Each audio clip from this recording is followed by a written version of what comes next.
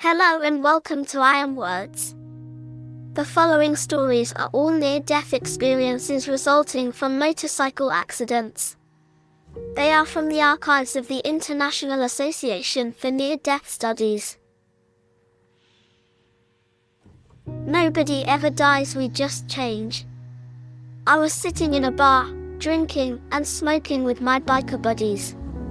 We were out partying on our Harleys. Then it happened. I got weak and started sweating.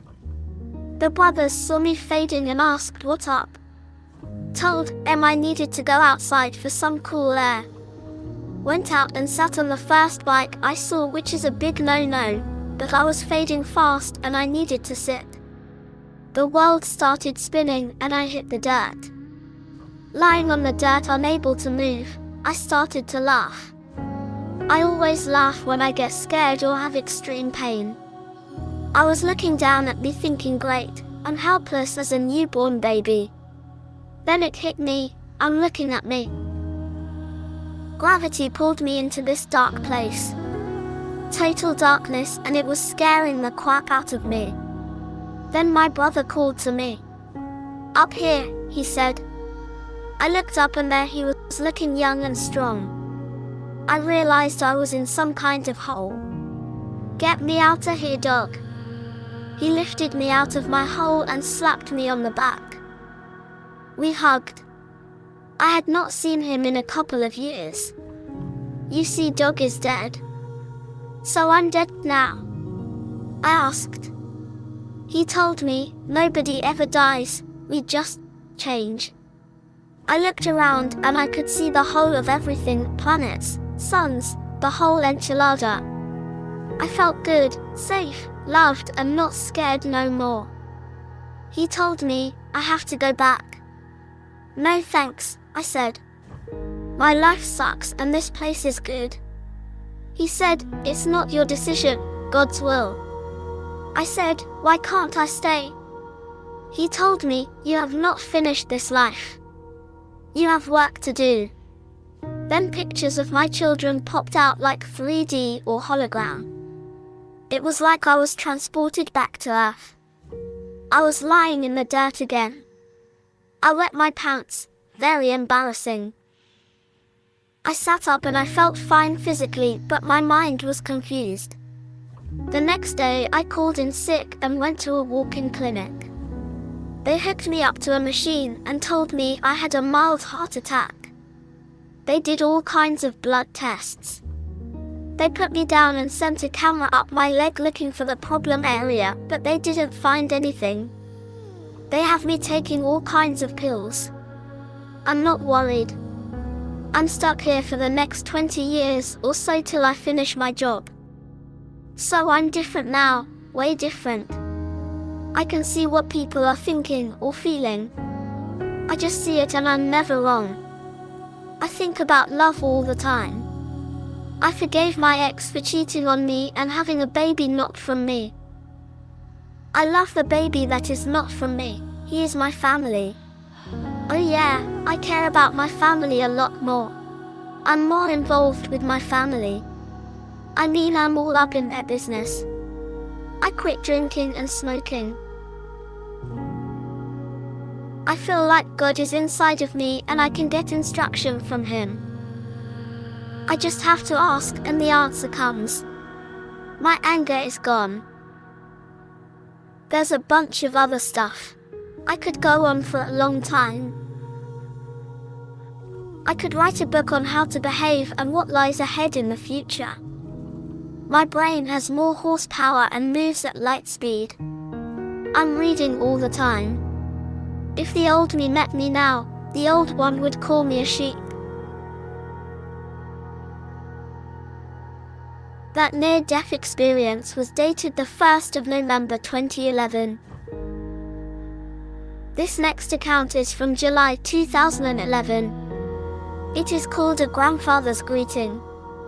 I was riding my motorcycle when a drunk driver pulled into my lane and hit me head-on. I flatlined for about a minute and the paramedics revived me. I was in a coma for 2 months and not expected to live through the night. While in a coma, I saw my grandfather who had died 1 year prior to this. He walked up to me and said, "Jeffrey, you are going to be fine, don't worry about anything." Then he gave me a hug and started walking away, but then he stopped after about 3 steps. He turned around and looked down at me and said, "I'm going to go talk to our Lord about this right now." My grandfather was 88 when he passed away, but when I saw him during my comatose state, he looked like he was about 35. It was unreal, and I have no doubt that God and heaven exist. Wow! This testament, from September 2023, is called "Man in Motorcycle Accident Meets God and is Given Choice of Returning." In 2015, I had a massive motorcycle accident that smashed my body and mangled my arm and leg on my right-hand side. It took around 2 hours for the paramedics to stabilize me, to make the 10-minute journey to hospital. During that period, I left my body and was observing my body from above, coming to the realization that this is how it ends for me as a roadkill beside the road. My life was for nothing. Then I had this overwhelming sense of pure love, which was 1,000,000 times more than I had experienced on Earth. I knew what the feeling was because prior to this incident I had an experience where my 12-week-old daughter had no heartbeat on an ultrasound, and my guardian angel came to me one night and told me my daughter would live because she is now looking after her, and to not go ahead with a curette, which we didn't, and she was born normally. After the feeling of pure love, I felt absolute elation and that I was finally home, and now I understand all and know how everything fits together and works. It is so amazing, I do not know how to describe it, incomparable to any emotion I have had on this earth. Then I realized that I was so transfixed with looking at my body dying that I did not realize that God was beside me. I was trying to come to grips with the fact that I was out of my body. Yet I was totally me, in all aspects. I carried every memory and life experience, but I was not in my body, but witnessing the vehicle, my physical body on earth, die. My physical body was not me. Then God said to me, "Do you want to go back or come with me?" After he said that, every part of me wanted to go with him and become part of the whole and go home. But I had 3 young children, and for all intents and purposes I was their sole carer. So I said, I need to go back and look after my children. They need me. After I said this, God said, "You will now go back and you will survive this for your children. However, one day you will come with me, but not now." Then I had a major jolt and I was back in my body with all the pain that comes with being smashed into pieces. I remember all the paramedics getting concerned by my bad vitals, but I was thinking there is nothing to be concerned about, as I knew I would survive the ordeal. I was promised I would survive. I don't know what other experiences are like, nor what scientists think the NDE is attributed to. What I do know for absolute fact is there is more than here and now, and it is important to keep your soul in good order. It is so utterly, undefinably magnificent, the best experience, emotion I have had while on this earth. This next story is called Motorcycle Crash Sends Man into Tunnel, but he returns to have premonitions of future events. On September the 23rd, 2015, I was in a motorcycle versus auto accident. We were hit head-on and my girlfriend was killed. I flatlined on scene for 6 minutes and in the trauma center for 8 minutes.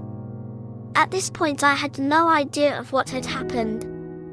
My experience began with the realization that I was floating in the Superman flying position through a tunnel of the most beautiful fluffy clouds that was perfectly formed like a tube. I found myself moving gently towards a round disc of red and yellow light when my forward motion slowly came to a stop. The overwhelming feeling of desire to go to the comfort, warmth, and love that was the light was something I had never felt before. Then I heard a man's voice. It was known to me, but I had never heard this voice before. I was asked one question, without connotation or innuendo. Do you want to stay here or do you want to go back? I briefly weighed my choices, consciously considering the feeling of the light and what I believed I had not yet finished in life. Not knowing what had happened to me, my girlfriend, or anything else, I chose to return to this life. I said, I want to go back. My next conscious moment was 2.5 weeks later, still in the trauma unit at Penn Presbyterian Hospital in Philadelphia, Pennsylvania. I know I had many different hallucinations from the medications, but to my core, I know the tunnel experience was not drug-induced. The other dreams were extremely different in my level of consciousness. Since then, I have seen only one future memory that came to reality, but I had similar premonitions before my accident. Some things I can feel or know ahead of time, but not everything and not at will. They just pop into my head if it is visual or I feel like something is going to happen. Hard to explain. This final near-death experience was submitted to the International Association for Near-Death Studies on the 25th of April 2016. It is titled, No Words for the Presence. I was in a motorcycle accident at age 18. I have no memory of the accident or of many days following. I was in a coma for about 10 days. I had head injuries and was given 1,000,000 to 1 chance of survival. I did not actually die and I don't think I ever stopped breathing. My experience occurred at some point in time before I regained consciousness. I was aware of the presence of a friend of mine that had died approximately 10 months previously. He was communicating to me that there was nothing to be afraid of. I was then aware of a presence. There isn't a way to describe it in words. The best available word is light. The presence communicated with me, asking what I wanted. Did I want to stay in my life or come? I can't explain where or what the non-life choice was. I wasn't afraid. I communicated that I would like to return to my life, but that I would be okay with leaving too. I say communicate because there weren't actual words. I knew that there was going to be an answer. It seemed like there was a pause. Then there was the experience of an answer. I would return to my life. I was aware that by staying in my life, I would be caught up in all the emotions, worries, and challenges of life. That was part of being in this world. I was also aware that, in the other place, these worries did not exist. I knew too, that this knowledge would fade. After I woke from the coma, I sometimes thought I might have made the wrong decision. In the early days, when I was recovering, I thought, if I can't handle this, I can just kill myself. I told my mother about the experience, but had never heard of NDEs and did not share it with anyone else. I was astounded when I read Raymond Moody's book Life After Death a few years later.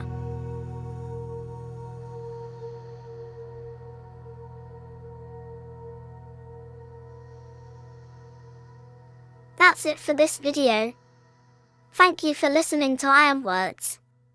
Please press the thumbs up button and please subscribe.